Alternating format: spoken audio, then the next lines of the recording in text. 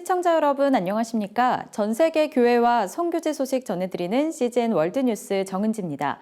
첫 번째 소식, 일본 CGNTV에서 보낸 소식부터 전해드립니다.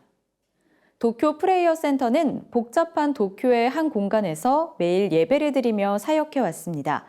얼마 전에는 초교파적인 관점에서 이 사역의 의미를 정리해보는 세미나가 열렸는데요.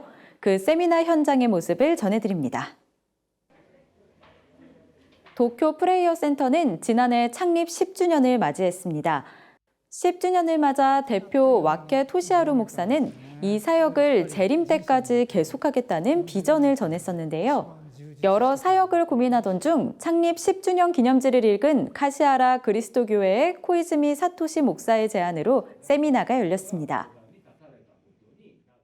具体的にどういうふうにして進めていこうかっていうのをすごく思い悩んでて、どうしようかなっていう時にパソコンを開いたら小泉先生から激励の挨拶が入ってて、やっぱりしっかりとやっていかなきゃいけないんだと。そのためには我々がもう一回しっかり原点に帰って見直さなければいけないなっていうことを強く迫られて、小泉先生にお電話をして今日のセミナーを開いていただきました。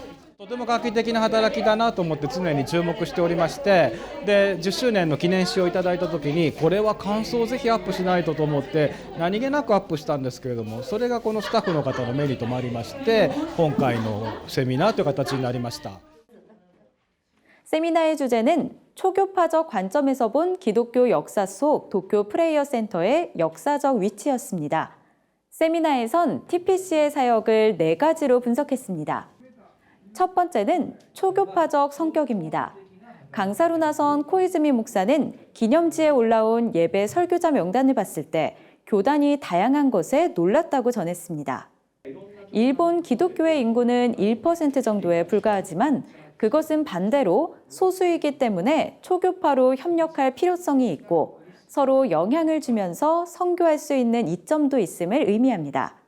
使徒信条で聖なる行動の教会と告白されていますけれども、常日頃から聖なる行動の教会を意識せざるを得ない状況に日本のクリスチャンは生かされているということが私は大きな強みだと思っています。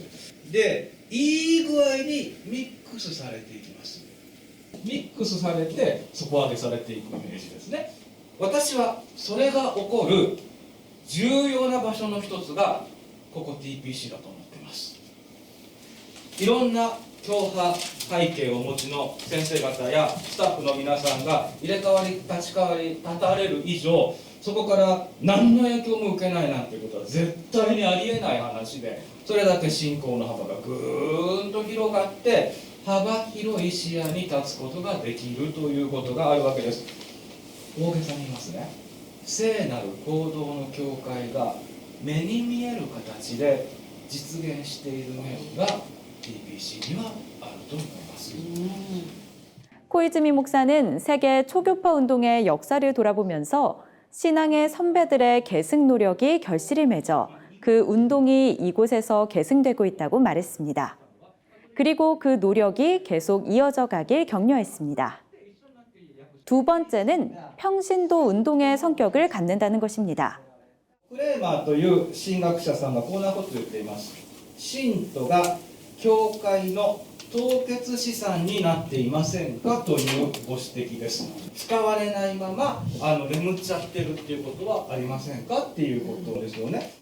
또한 코이즈미 목사는 신약 시대의 평신도들이 예수님과 제자들의 사역을 돕거나 같이 활동했던 예를 들며 현대에도 교회와 협력하며 선교하는 파라처치에 대해서도 언급했습니다. 이에 더해 이 운동이 계속되길 격려했습니다. これからも私は TPC は神道運動のパラチャーチの一つのモデルとして続けていっていただきたいと思っております。 세 번째는 365일 매일 예배가 드려지고 있다는 것입니다. 매일 예배를 드리는 장소로 미션 스쿨이나 신학교, 기독교계 병원이나 복지시설 등을 들 수 있습니다. 하지만 TPC 예배의 다른 점은 관계자 외에도 누구나 매일 예배를 드릴 수 있다는 것입니다. 마지막으로 이곳이 위치한 지리적 측면에 대해서도 강조됐습니다. 일본 최대의 도시 도쿄는 일본 전역에 많은 영향을 주고 있습니다. 이런 가운데 코이즈미 목사는 서양의 기독교 인구보다 아시아, 아프리카, 남아메리카의 기독교 인구가 많아지는 상황에서 동아시아의 대도시 중 하나인 도쿄 안에 있는 TPC의 중요성이 크다고 말했습니다. この東京という日本で一番大きな都市で、そして東アジアには属している都市で、このポストホワイトキリスト教の時代に建てられている働きだということをぜひ念頭に入れていただいて、これからも大きな働きがこの TPC には神様から期待されているということを覚えていただいて、足の導きとさせていただきたいと思います。TPC ってすごくユニークな場所だと思っていて、誰でもいつでも来てもいいですよっていうところと、毎日365日やっているっていうところ、もともとすごいなと思ったんですけど、それがきちんと整理されて4つの観点から、こういう意味合いで TPC って歴史的に意味があって特徴があるんだなっていうのが改めて整理されてよかったです。新しい発見もたくさんあって、そしてある意味で国際的に見てみたらすごい働きだなと思って、このようなね東京プレイヤーセンターでね関われることすごく嬉しく思っています。本当にいろいろな意味で神様はこのお茶の水という場所に多くのビジョンを持ってこの TPC を作られたんだなっていうのを改めて教えられて、もう一回今日の小泉先生の分析を参考にしながら、本当に我々がこれから何をやっていくのかということをみんなで考えてみたいというふうに思います。 도쿄 도시 속에서 예배하며 사역을 감당해온 도쿄 프레이어 센터. 앞으로도 하나님의 인도하심 따라 사역을 계속하길 기대합니다. 이어서 CBN에서 보내온 소식 전해드립니다. 러시아가 우크라이나의 주요 도시들을 공격하는 등 위험한 상황이 계속되고 있습니다. 러시아는 의료시설을 비롯해 주거 지역까지 가차없이 공격했으며 민간인들은 목숨을 걸고 피란을 떠나고 있습니다. 한편 피란을 떠나지 않은 이들은 목숨을 걸고 우크라이나를 지키고자 합니다. 남녀노소 상관없이 군사훈련 경험이 없는 사람들도 무기를 들고 러시아에 맞서 싸울 준비를 하고 있습니다. 24살의 타라스 자르반스키 씨는 이전에 무기를 다루는 훈련을 받았지만 아직 소총이 익숙하지 않습니다. To be honest, the gun still feels a little heavy. 마케팅업에 종사하던 자르반스키 씨는 러시아가 민간인을 공격하는 영상을 보고 민방위대에 합류했습니다. I completely changed my attitude after they started bombing Kharkiv. Now I'm ready to kill them. 이날 각기 다른 삶을 살던 14명의 사람들은 우크라이나 육군 교관에게 소총 조립과 해체, 장전, 조준 등 총기를 다루는 방법을 배웠습니다. 49살의 바딩 씨는 키이우 근처의 도시 부차에서 왔습니다. I've been thinking about learning how to use a weapon since the war started in 2014, because our enemy is really insidious and Putin will not stop until we beat him. 이와 같이 우크라이나에서는 수많은 사람들이 러시아의 침공에 맞서 나라를 지키기 위해 군사훈련을 받기 시작했습니다.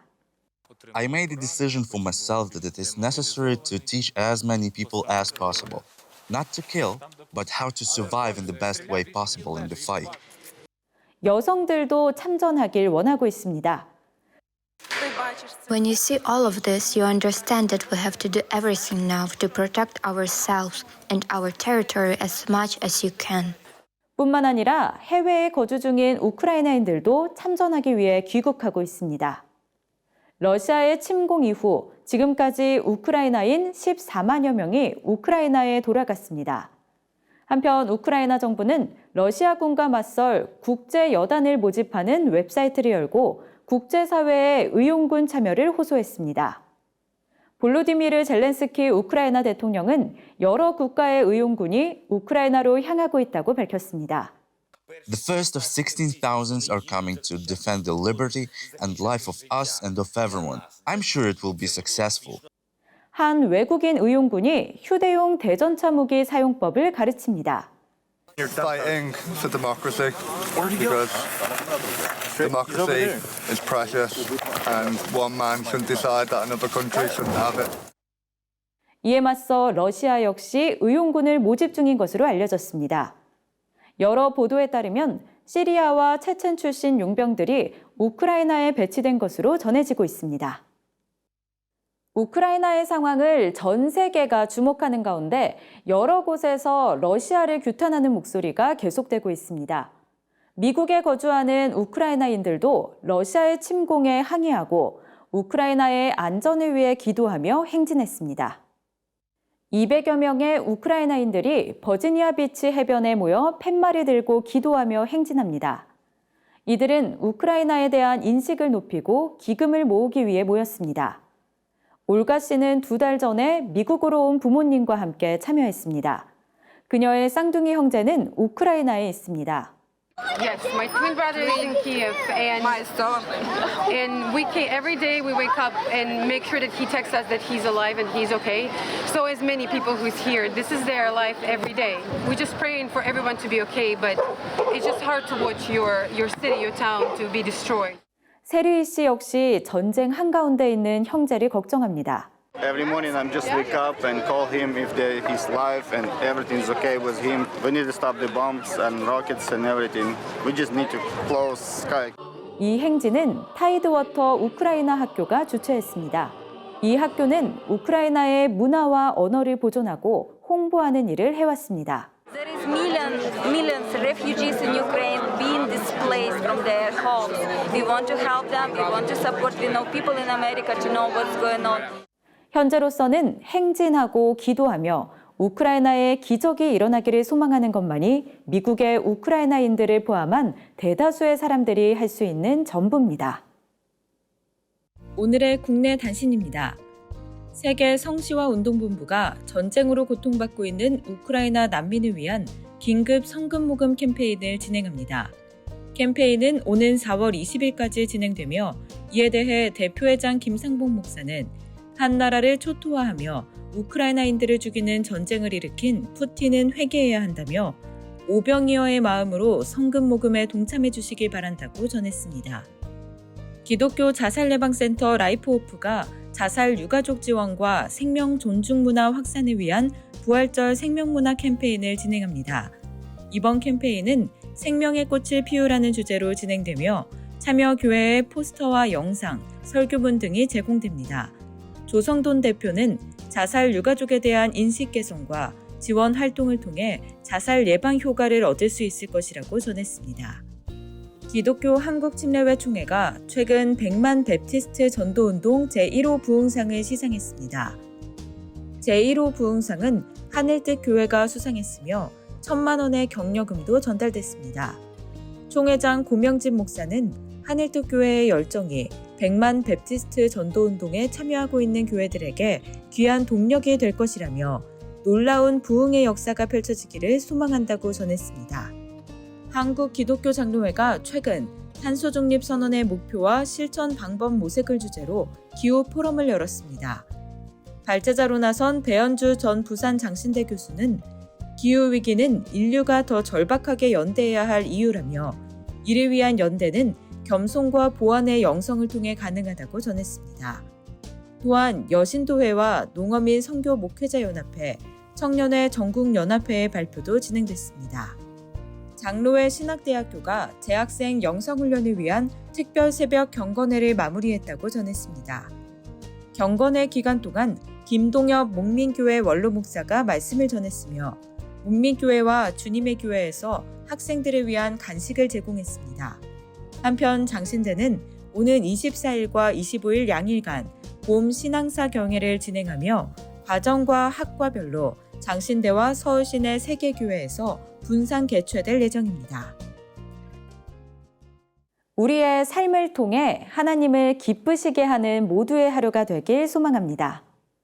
CGN 월드뉴스는 새로운 시대에 변치 않는 복음을 전하며 세상에 바로 서고자 하는 그리스도인들의 눈이 되겠습니다. 시청해주셔서 감사드립니다.